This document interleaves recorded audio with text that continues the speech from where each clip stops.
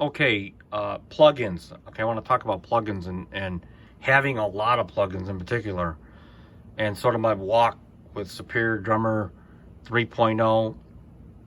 I've had it since its inception. I think it's going on 2 years old now, if not even a little longer. And I don't know a lot of people that actually have plugin Superior 3.0. I actually only know one other person that uses Superior 3.0, but personally no. But one thing I learned from using this plugin, because it's a very unique plugin, it's really deep. It's like a DAW in itself. It's so feature rich. Okay. One thing I learned by using Superior Drummer, that it got me thinking that maybe I'm not learning my other plugins, like my synth plugins, and you know, the likelihood of you watching this video, you probably own a lot of plugins, and if you're like me, you own at least 3 or 4, if not 15 different vendors of plugins, and a lot of those plugins you know, repeat one another, the basic functionality of one another. And kind of got me thinking, well, if I can learn Superior Drummer, why am I not learning one plugin over another in that same way?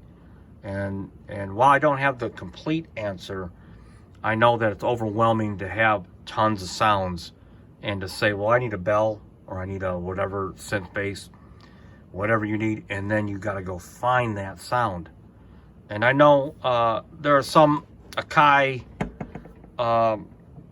and Native Instruments kind of has sort of a semi-solution on like gathering all your plugins and putting them in a database, but that's not necessarily what I'm talking about. Getting deep into an actual plugin and really going with it. And I'm you know, post your comments below on here, because I'm interested in knowing if you actually have conquered any synth plugin, or you're in a position that I was in and had too many choices. Okay, and given the fact I've got hardware synthesizers here too as well, which is a whole different topic, it just gets real challenging to be able to really focus in on any one thing. But again, I digress. The learning Superior Drummer like I have leads me to believe that if I had to learn one plugin, what would that be? Okay. And so it kind of comes down for me to Omnisphere. And I can tell you from owning Retrolog and Pad Shop, some of the Air Instruments stuff, Omnisphere, Korg Legacy, I mean, kind of the list goes on, UVI, Vintage Vault, and so forth, that while nothing's perfect, and I know there's going to be sounds that you're going to get out of one plugin that you just can't get out of another, but that far outweighs the utility of really knowing one plugin per se. And I just don't have the time or really the stamina to be able to really learn a catalog. So if I had to pick one, I think it would be Omnisphere. And I'm going to just kind of go over some of the pros and cons. Omnisphere uses so much juice.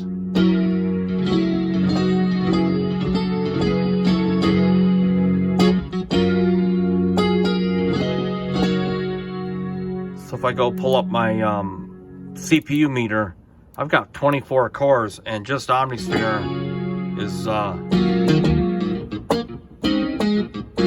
that's a lot of juice for it to be using. Okay, so it's kind of somewhat of a negative ding.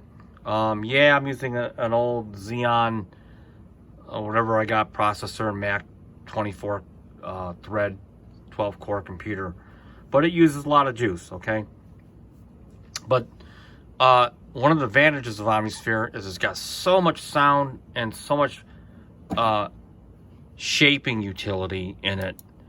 So if you can't really find the sound that you want, you can create it. And with this last update, the old Omnisphere used to use 2 oscillators.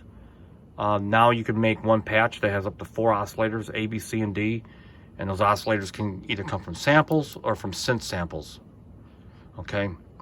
And as of this iteration, it does host the keyscapes within, and it does host trillion, which is their total bass module, which is extremely deep. Everything is extremely deep in here.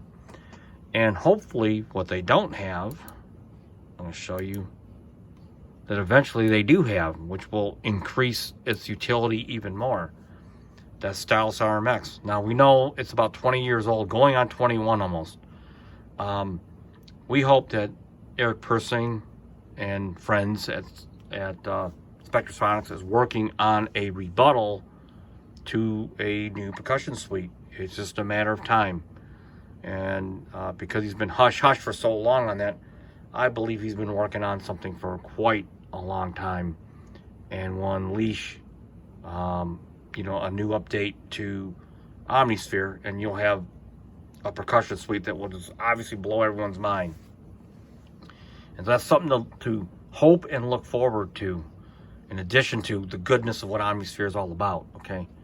And then another thing I want to raise a point is that back when he released the hardware synth profiles, which was for taking your old like Nord, Voyagers and so forth, your Dave Smith, Prophets and so forth, and you could interface it with Omnisphere using these direct hardware profiles that his software was calibrated, already auto-mapped to your hardware. Now I have used this feature on a limited basis. It's cool, but it's not the total solution. I'm not dogging it at all, but what I'm saying is that likelihood is it's nothing more than him doing an alpha or a beta testing on what a real controller for Omnisphere could be imagined to be. And we hope that's what's coming down the pipeline in some sort of future product releases. So imagine a hardware controller that has knobs, faders, OLEDs,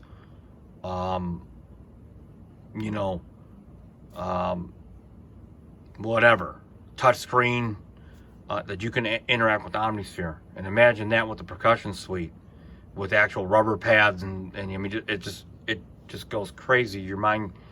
But tell you that Omnisphere has so much potential that it would be a smart thing to go with, to really learn to the point where you can really work it into your current workflow and let the advancements of Omnisphere sort of enhance what you're already doing. So, but what I have found is that owning lots of plugins is not more productive for me creatively. It's actually sort of antithetic to the whole thing. So, but let me know in the comments what you think and how that's working for you, and whether you would actually do the same thing, which is reduce down to a smaller subgroup of plugins. And then don't forget to hit the subscribe button. That actually helps my viewership here and to grow my channel. So until next time, leave comments and peace out.